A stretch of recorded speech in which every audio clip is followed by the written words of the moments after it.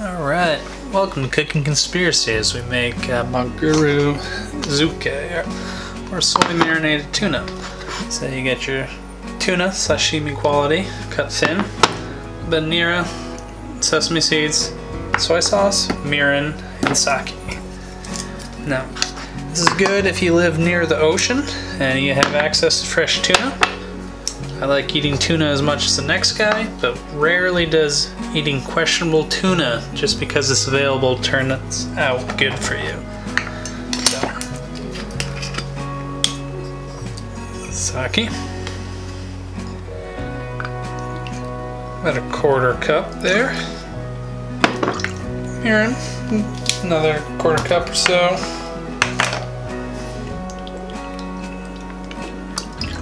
Alright. Soy sauce. Give it a good mix.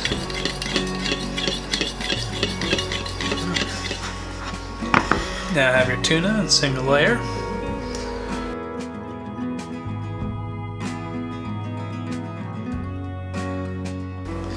There you go.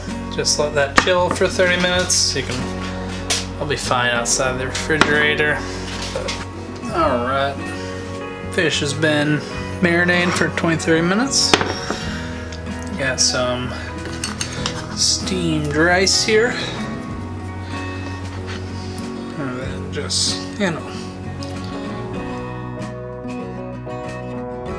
Now if you want, add some seaweed. I'm just gonna add a little Nira on top and some sesame seeds. Now you're done. Add your sauce if you want, like it a little bit wetter. And don't be eating no bad tuna. That's a bad decision. It's not worth it. Takes a while to get that taste out.